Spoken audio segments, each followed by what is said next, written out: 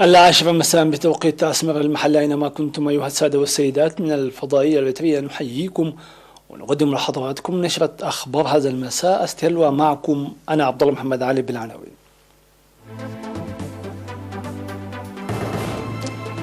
إصابة 22 مواطنا بكوفيد 19.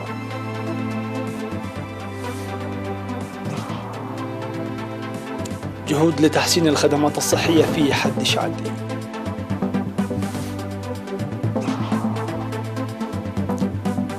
مساهمة محمية قناع لتربية النحل والسياحة.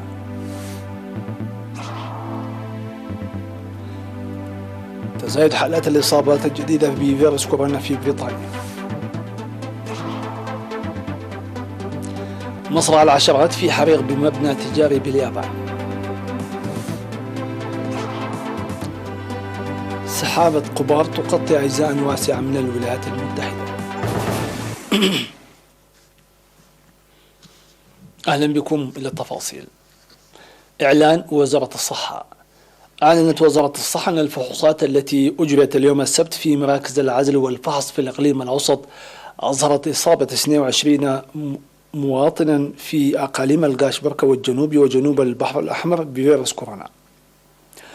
وظهرت 8 إصابات في الإقليم الأوسط، 2 في مركز العزل و6 في مراكز الفحص، وهي إصابتان في مايتشوهوت وواحدة في كل من معسكر دندن وقجرت وسط المدينة ومايتمناي. 11 إصابة في الإقليم الجنوبي، 4 منها في مندفر و2 في دك محري وواحدة في مايدمة وعدقيح وعرزة وصنعفة ومنحيلي، وإصابتان في برنتو بإقليم القاشبركة وواحدة في بوري بإقليم جنوب البحر الأحمر.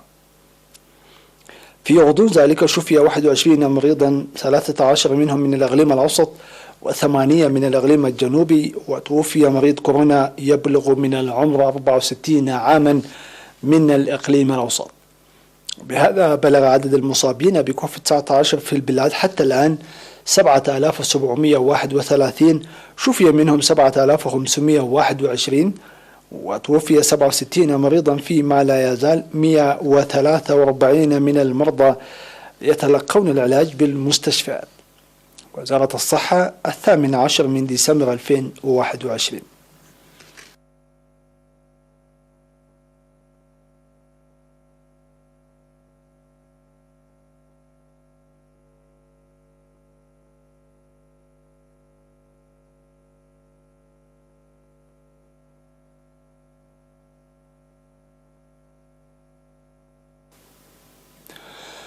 أفاد مسؤول عيادة حد شعدي في مديرية علا برعيد الممرض ألم كبرم توسيع خدمات العيادة لسد احتياجاتها بالمعدات والكادر الصحي. وأوضح تنامي الوعي الصحي بالسكان نتيجة أنشطة التوعية الجارية وتسجيل نتائج مرضية لرعاية الأمومة والطفولة والولادة في العيادة التي تقدم الخدمات ل4 ضواحي وقرى إضافية. وقال أن غرف انتظار الحوامل التي شيدت بتعاون السكان ووزارة الصحة تسهم لزيادة الولادة في العيادة، مشيرا إلى أن ولادة 90 امرأة في العيادة في الأشهر ال9 الماضية يجعل الزيادة بنسبة 25% مقارنة مع العام السابق. وأشار إلى تقديم العيادة 11 نوعا من التطعيم الذي يساهم للسيطرة على أمراض الأطفال، وقد التطعيم هذا العام 81% بزيادة 23% عن العام الماضي. ودعا الممرض المجتمع عامة لمواصلة التعاون في كل الأنشطة الصحية، خاصة لبناء غرف انتظار الحوامل والأمهات.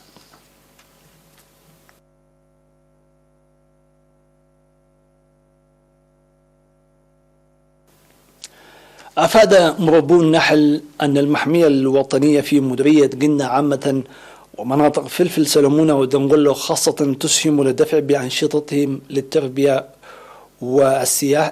النحل والسياحة. وأوضح الشباب العاملون في تربية النحل أن عملهم تطور بشكل كبير نتيجة غذاء النحل في المحمية. وذكر أن المحمية تستضيف مربون النحل الذين يمتلكون 4500 منحلة والقادمين من 5 أقاليم في موسم الخريف، ويسيرون نشاطهم باتباع توجيهات الإدارة. وأوضح مدير ضحية دنقل السيد عمر صالح قيام السكان بأنشطة حماية أشجار المحمية إلى جانب الحراس، وتنمو الأشجار المستوطنة جيدا نتيجة لذلك. وذكر مسؤول التنمية الاقتصادية في مديرية قناع السيد كدان برهان تقدم 40 منحلة في شيء مرارة و100 منحلة في دنقولة تحتاي، ويقوم مربو النحل بتسيير أنشطتهم بما لا يضر المحمية، إدراكا بأن المواشي تضر المحمية.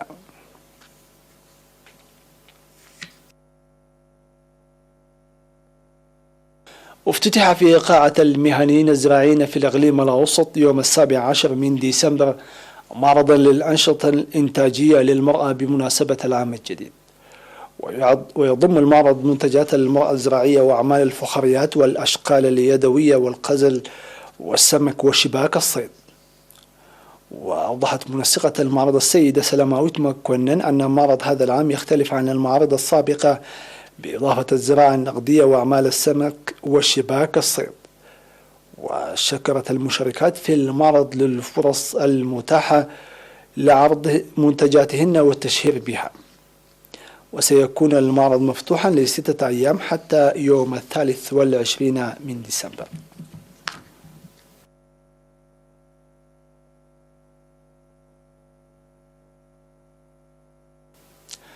تلقى 17 من الشباب العامل في مديرية عرازة دورة تدريبية في الإدارة والقيادة وإدارة الوقت وقدرة الحوار وحل الخلافات. وشهد مسؤول الاتحاد الوطني للشباب والطلبة في مديرية عرازة السيد أسمر مستيفانوس في ختام الدورة التدريبية التي استمرت ل3 أيام بمبادرة المعلمين والمدربين، داعيا المشاركين في الدورة لتنمية الثقافة الوطنية على أساس المساواة والعدل والتفكير الإيجابي. من جانبه أوضح سكرتير الجبهة الشعبية للديمقراطية والعدالة في المديرية السيد كبدوم تفري أن التأهيل يحمل الشباب مسؤولية أكبر. وأشار المتدربون إلى أن التأهيل ينمي القدرات ويدفع بمساهماتهم.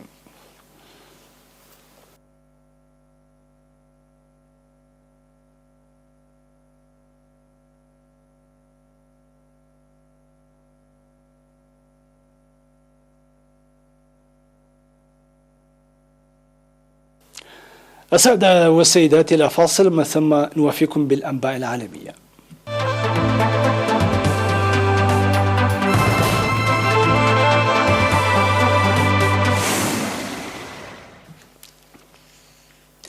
سجلت المملكة المتحدة أكثر من 88 ألف حالة إصابة جديدة بفيروس كورونا وفقا لوزارة الصحة في البلاد، ومن بين هذا العدد 1700 إصابة تم اكتشافها هي من المتحورة ومكرون.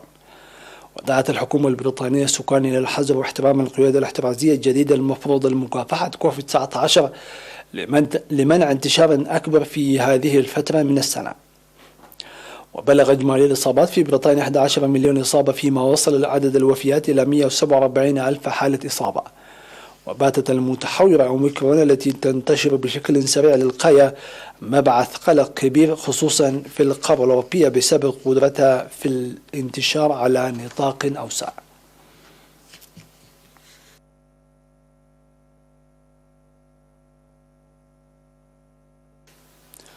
لقي 27 شخصا مصرعهم إثر اندلاع حريق في مبنى تجاري من 8 طوابق بمدينة أوساكا اليابانية.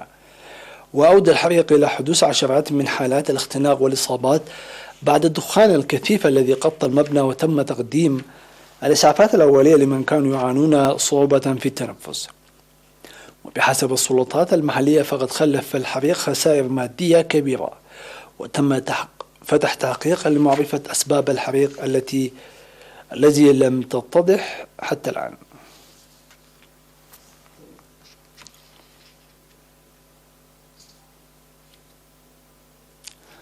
غطت سحابة غبار كثيفة أجزاء واسعة من المناطق الوسطى والغربية للولايات المتحدة الأمريكية، وتسببت في انقطاع الكهرباء عن عدد من المدن وفي صعوبة في التنقل.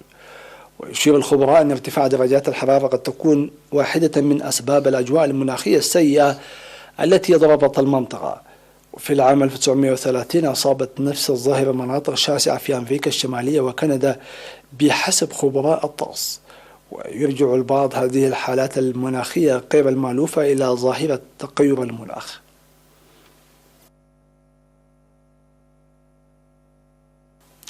في الختام نعيد ونذكركم بأبرز العناوين. إصابة 22 مواطنا بكوفيد 19.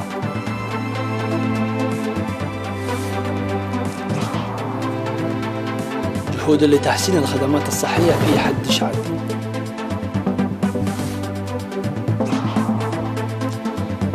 مساهمة محمية قندع لتربية النحل والسياحة. تزايد حالات الإصابات الجديدة بفيروس كورونا في بريطانيا. مصرع العشرات في حريق بمبنى تجاري باليابان.